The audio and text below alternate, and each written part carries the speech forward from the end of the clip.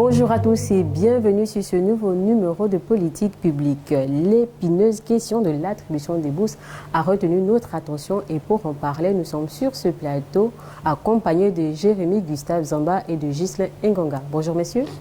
Bonjour Cyril Ondo. Bonjour monsieur Ngonga. Bonjour Cyril Ondo. Alors la controverse sur la question des bourses au niveau secondaire fait couler beaucoup d'encre. Pourquoi autant de remue-ménage? Oui, la question fait couler beaucoup d'encre et de salive. Simplement parce que, d'abord, personne ne s'attendait à ce qu'une telle décision arrive à ce moment précis de l'année, car les élèves, faut-il qu'on le rappelle, sortent d'une période de vacances Oui. de premier trimestre. On aurait pensé que la décision serait tombée un peu plus tôt, c'est-à-dire en début d'année académique. Or, les dés sont jetés pour la plupart. Après 3 mois de scolarité, est-ce que vous voyez, c'est comme une chape de plomb qui tombe sur la tête et des élèves eux-mêmes et des parents. Les parents, parce que simplement,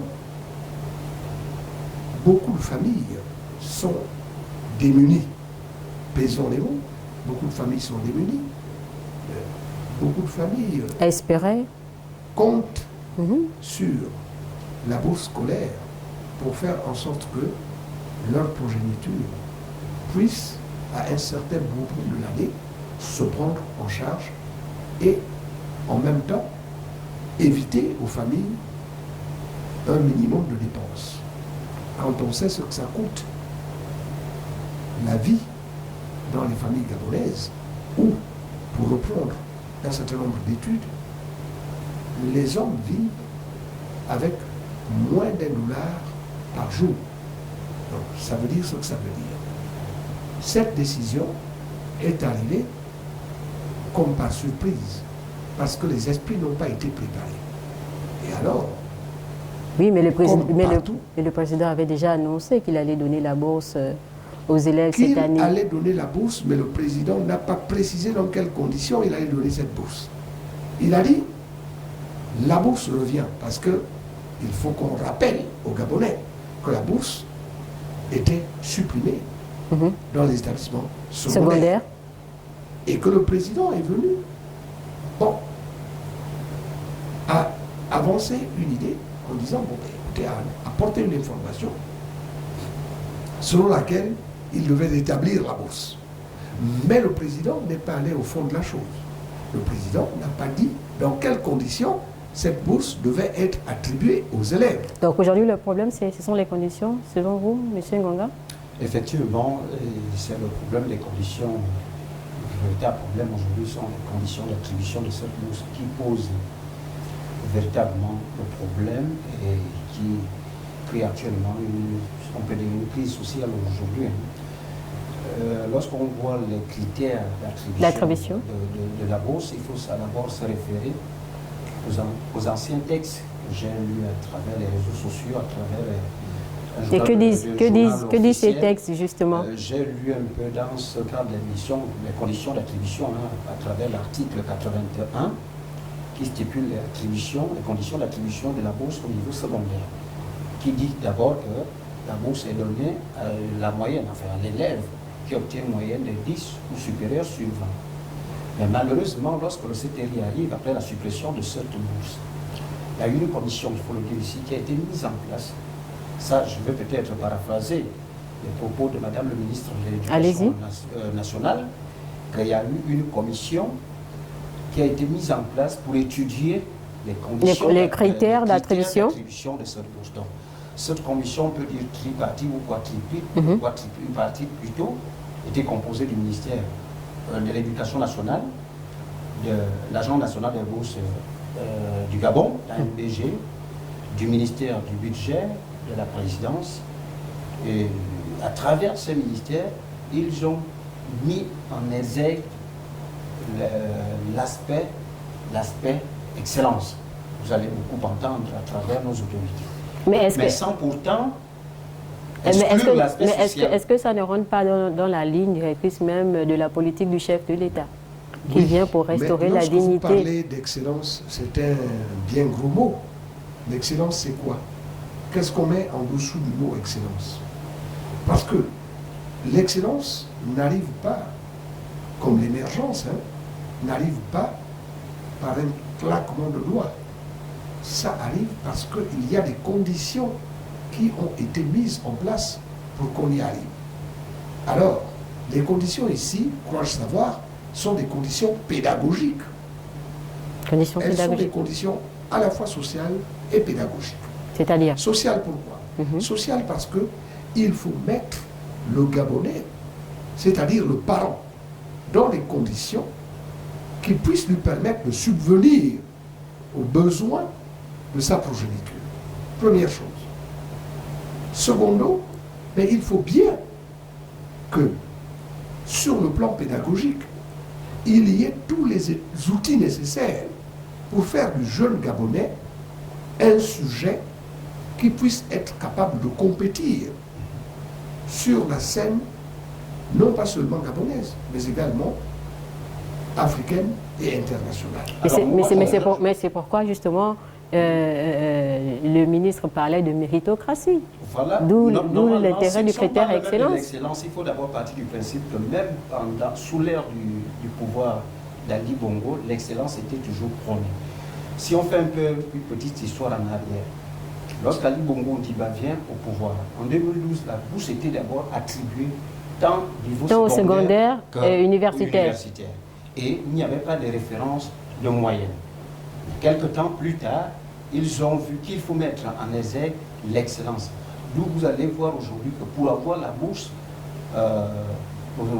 universitaire, il faut avoir une moyenne de 12 ou supérieure sur 20. Et encore que si vous êtes en classe de terminale, il faut avoir le bac au premier tour.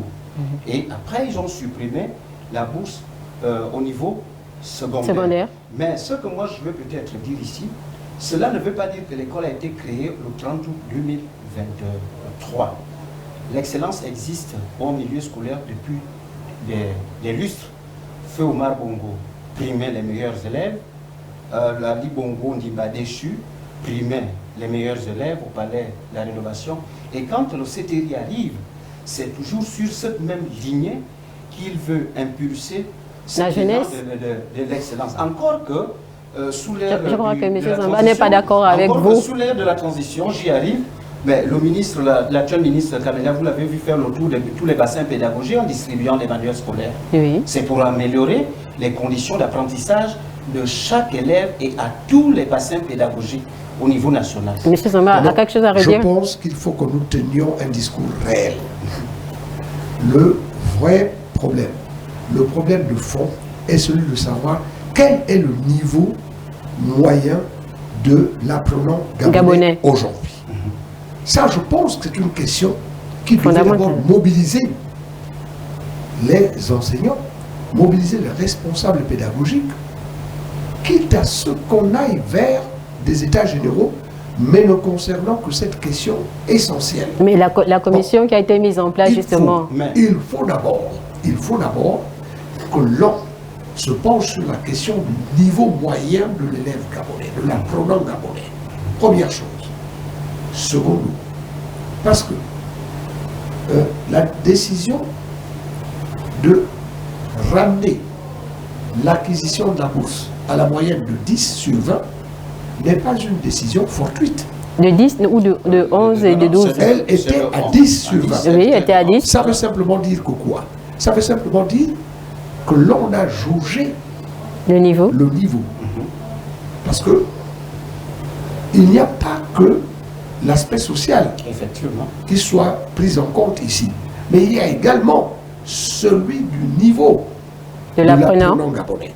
Parce que vous savez, depuis un certain nombre d'années, depuis des décennies, allais-je dire, il y a eu un nivellement du niveau. Et ça se voit à travers les copies de nos enfants, parce que nous sommes des parents. Ça se voit au niveau de... Mais de l'engouement avec lequel l'enfant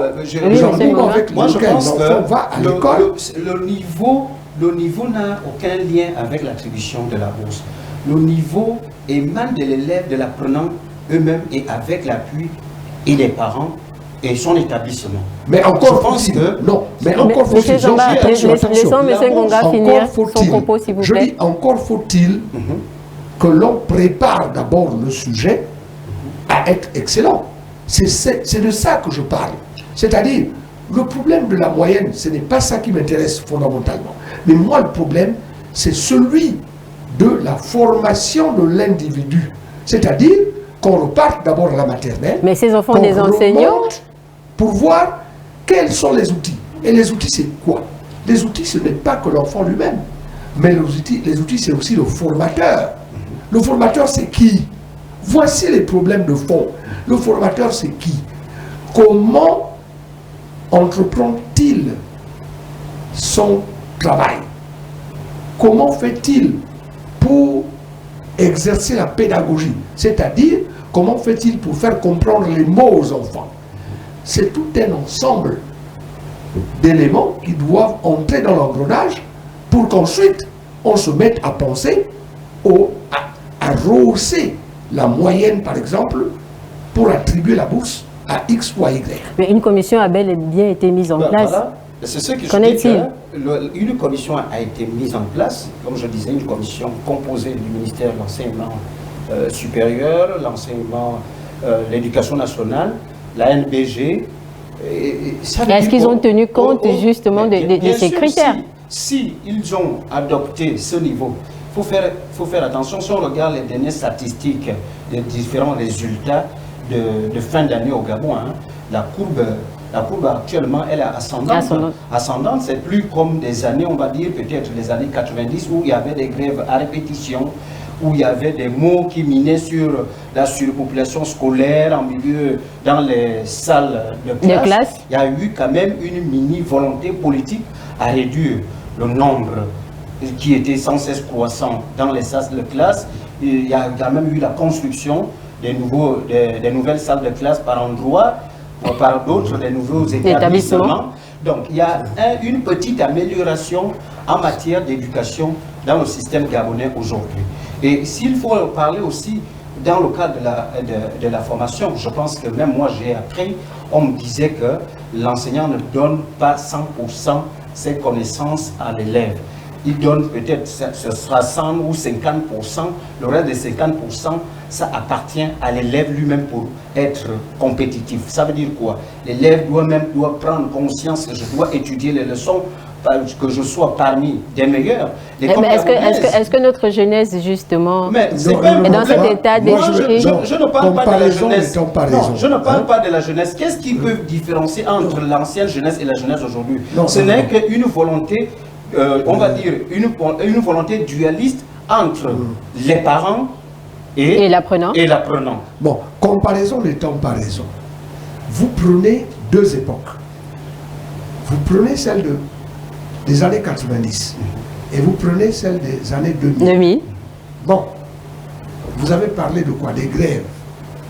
À répétition. Mais si vous évoquez ce grain qui est entré dans l'engrenage, je crois que cela peut suffire à expliquer un certain nombre de résultats.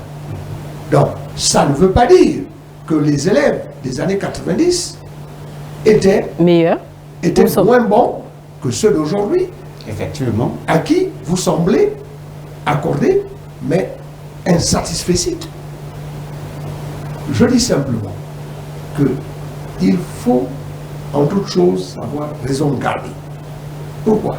Parce que le fait qu'il y ait aujourd'hui une progression, non pas en termes de qualité de l'individu, mais en termes de résultat, je soupèse. Hein.